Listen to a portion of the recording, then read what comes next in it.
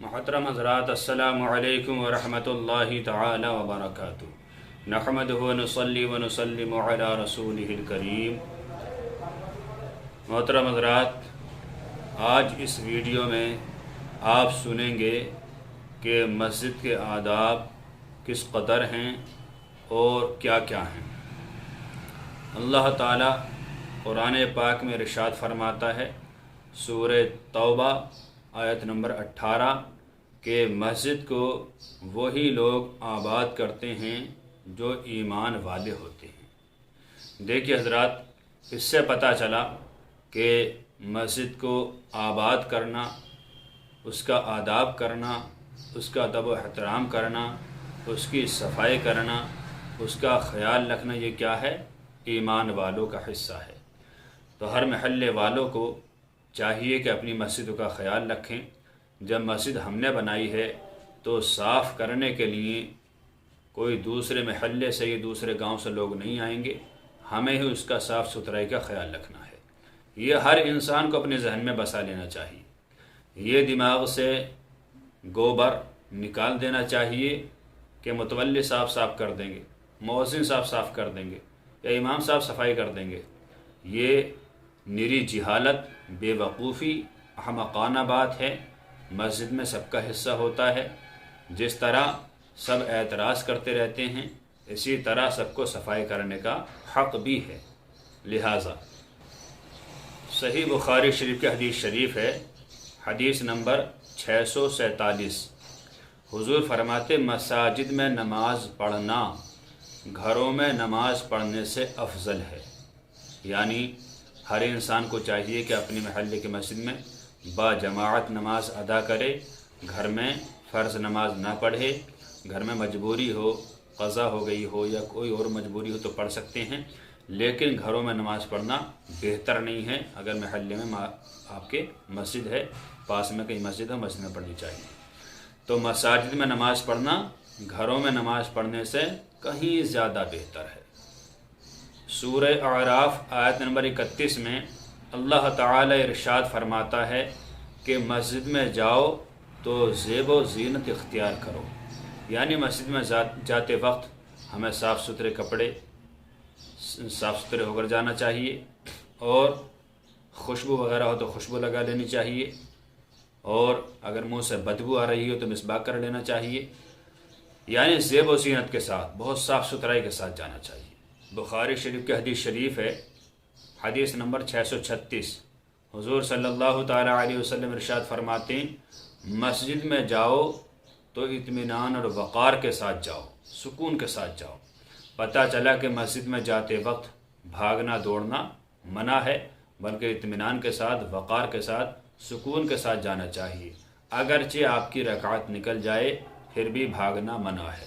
مسلم شریف کی حدیث شریف ہے، حدیث نمبر 713، حضور صلی اللہ تعالیٰ علیہ وسلم ارشاد فرماتے ہیں، مساجد میں ایسی چیز کھا کر نہ جاؤ جس میں بدبو آتی ہے، جیسے کچی پیاز، کچا لہسن۔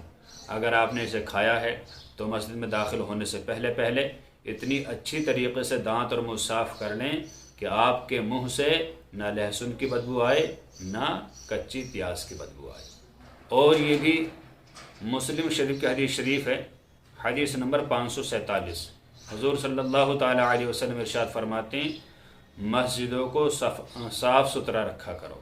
یعنی مسجد میں صفائی کرنا یہ ہمیں ضروری ہے، صاف ستھرا رکھنا بہت ضروری ہے۔ یہ حضور صلی اللہ تعالیٰ علیہ وسلم کا فرمان ہے۔ اور یہ بھی مسلم شریف کی حدیث شریف ہے، حدیث نمبر 713، حضور صلی اللہ تعالیٰ علیہ وسلم ارشاد فرماتے ہیں، جب مسجدوں میں داخل ہو تو یہ دعا پڑھ لیا کرو، اللہم افتح لی ابواب رحمتک، اے اللہ تعالی میرے لیے اپنی رحمت کے دروازے کھول دے۔ یہ دعا ہر مسلمان کو یاد ہونی چاہیے، اور داہنا قدم مسجد میں رکھتے وقت یہ دعا پڑھ لینی چاہیے۔ یہ بخاری شریف کی حدیث شریف ہے، حدیث نمبر 168، حضور صلی اللہ تعالی علیہ وسلم ارشاد فرماتے ہیں، مسجد میں داخل ہوتے وقت پہلے داہنا قدم اندر رکھنا چاہیے۔ اور اللہ تعالیٰ قرآن پاک میں ارشاد فرماتا ہے، سورہ نور آیت نمبر 36، کہ مسجد میں اللہ تعالیٰ کا ذکر کرتے رہنا چاہیے۔ پتہ چلا کہ مسجد میں بیٹھ کر دنیاوی باتیں کرنا حرام ہے، یہ قرآن کے قول کے خلاف ہے۔ قرآن کہہ رہا ہے کہ مسجد میں اگر ٹھہرو بیٹھے رہو تو اللہ تعالیٰ کا ذکر کرتے رہو، چاہے جماعت کے وقت کا انتظار ہو رہا ہو، چاہے نماز پڑھنے کے بعد آپ بیٹھے ہوئے ہیں تو اتنی دیر اللہ تعالیٰ کا ذکر کرتے رہنا چاہیے، چاہے وہ سبحان اللہ، الحمدللہ، اللہ اکبر، درود شریف، پہلا کلمہ، کچھ بھی آپ پڑھ رہے ہیں، بہرحال ہمیں اللہ تعالیٰ کا ذکر کرتے رہنا چاہیے۔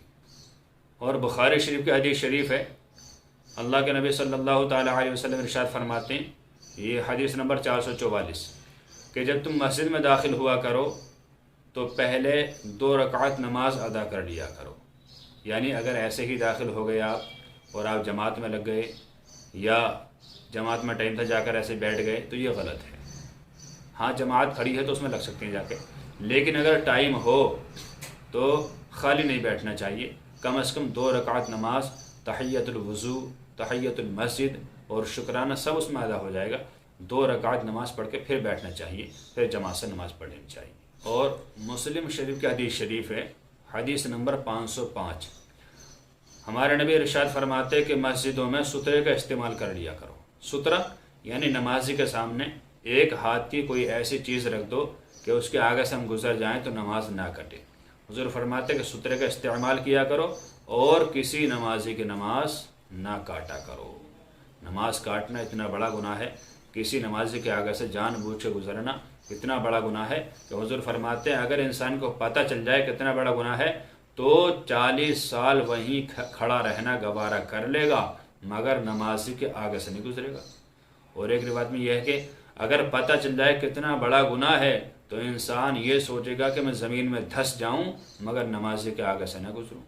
پتہ چلا کہ نماز کاٹنا بہت بڑا گناہ ہے، اس لیے ہمیں دیکھ بھال کے مسجد میں چلنا چاہیے۔ اگر کوئی نماز پڑھ رہا ہو تو اس کی نماز کٹ نہ جائے، اس انداز سے اس کے اغل بغل سے نکل جانا چاہیے۔ یہ مسلم شریف کی حدیث شریف ہے، حدیث نمبر 710، حضور صلی اللہ تعالیٰ علیہ وسلم ارشاد فرماتے مسجد میں اگر نماز ہو رہی ہو تو کسی انسان کو یہ زیبا نہیں دیتا کہ وہ اپنی سنت، اپنے فرائض الگ پڑھے۔ پتہ چلا کہ جماعت کھڑی ہو تو انسان کو آدھے ہی جماعت میں شامل ہونا چاہیے اور اپنی نماز نہیں پڑھنی چاہیے یا اپنی سنت الگ نہیں پڑھنی چاہیے۔ اگر فجر کی نماز ہو اور آپ کو یقین ہو کہ سنتیں پڑھنے کے بعد بھی جماعت مل جائے گی، چاہے قادہ اخیرہ ہی ملے گا، تب تو جماعت میں شامل نہیں ہو سکتے۔ لیکن اس کے علاوہ کوئی اور نماز ہے اور آپ چاہیں کہ پہلے سنتیں پڑھ لوں لیکن جماعت کھڑی ہے تو یہ غلط ہے، پہلے جماعت میں شامل ہو جانا چاہیے۔ اس حدیث شریف میں ان لوگوں کے لیے بہت بڑی نصیحت ہے جو امام سے ناراض ہو جانے کے بعد جماعت ہو رہی ہوتی ہے اور وہ اپنی نماز پڑھ رہے ہوتے ہیں۔ انہیں چاہیے کہ جماعت سے نماز پڑھیں اور امام سے صلح کر لیں، یہی دونوں جہان کی بہتری اور بھلائی ہے۔ بخاری شریف کی حدیث شریف ہے، حدیث نمبر 653، آقا علیہ الصلوۃ والسلام ارشاد فرماتے ہیں کہ سب سے پہلی صف اول میں نماز پڑھنے کی کوشش کرنی چاہیے، نماز کا اہتمام کرنا چاہیے۔ صف اول کا ثواب اتنا زیادہ ہے، حضور فرماتے ہیں اگر پتہ چل جائے کہ پہلی صف میں نماز پڑھنے کا کتنا بڑا ثواب ہے تو مسلمانوں میں آپس میں لاٹھی ڈنڈے چل جائیں گے اور قرعہ اندازی ہوگی ہر نماز میں، یعنی پرچی لانی پڑے گی ہر نماز میں کہ میں نماز میں آگے کھڑا ہوں گا اور میں جماعت میں آگے کھڑا ہوں گا۔ لہٰذا ہمیں چاہیے کہ ٹائم سے پہلے ہی مسجد میں پہنچ جایا کریں اور صف اول پہ اپنی جگہ بنا لیا کریں۔ یہ مسلم شریف کی حدیث شریف ہے، حدیث نمبر 432، حضور صلی اللہ تعالیٰ علیہ وسلم ارشاد فرماتے ہیں تم میں جو پڑھے لکھے، شریف اور متقی پرہیزگار باشرہ لوگ ہیں انہیں امام کے قریب کھڑا ہونا چاہیے۔ جو داڑھی والے ہوں، نماز کو اچھی طرح جانتے ہوں، مسائل کو جانتے ہوں تو انہیں چاہیے کہ امام کے قریب میں کھڑے ہوں۔ اور یہ سنن ابو داود کی حدیث شریف ہے، حدیث نمبر 460، ہمارے نبی صلی اللہ تعالیٰ علیہ وسلم ارشاد فرماتے ہیں جب مسجد سے نکلو تو بایاں قدم مسجد کے باہر رکھو اور یہ دعا پڑھو، اللہم انی اسألک من فضلک و رحمتک، اے اللہ تعالیٰ میں تجھ سے تیرے فضل اور تیری رحمت کا سوال کرتا ہوں۔ یہ مسلم شریف کی حدیث شریف ہے، حدیث نمبر 547، کہ مسجد میں تھوکنا سخت منع ہے، مسجد میں اگر تھوک آئے تو نمازی کو چاہیے کہ اپنے کپڑے میں لے لے، اپنے رومال میں لے لے، بہرحال مسجد کے فرش پہ نہیں تھوکے، مسجد میں تھوکنا یہ منع ہے۔ اور یہ مسلم شریف کا حدیث شریف ہے، حدیث نمبر 713، کہ مسجد میں گمشدہ چیز کو نہیں تلاشنا چاہیے۔ اگر کوئی چیز کسی کی گم ہو جائے تو اسے مسجد میں ڈھونڈنا منع ہے۔ یہ ترمذی شریف کا حدیث شریف ہے، حدیث نمبر 1321 حضور صلی اللہ تعالی علیہ وسلم ارشاد فرماتے ہیں کسی بھی انسان کو مسجد میں کوئی چیز نہیں بیچنا چاہیے، یعنی مسجد میں خرید و فروخت کرنا یہ جائز نہیں ہے۔ یہ ترمذی شریف کا حدیث شریف ہے، حدیث نمبر 322۔ ہمارے نبی ارشاد فرماتے کہ مسجد میں کسی انسان کی برائی کے اشعار یا کسی انسان کے تعریف کے اشعار نہیں پڑھنے چاہیے۔ کوئی عام انسان جو تمہارے نمازیوں میں سے ہو، اس کی تعریف میں کوئی شعر پڑھنا یا اس کی برائی میں کوئی الفاظ نکالنا یہ مسجد میں جائز نہیں۔ اور یہ بخاری شریف کی حدیث شریف ہے، حدیث نمبر 470۔ حضور صلی اللہ تعالی علیہ وسلم ارشاد فرماتے ہیں کہ مسجد میں بلند آواز سے بولنا منع ہے۔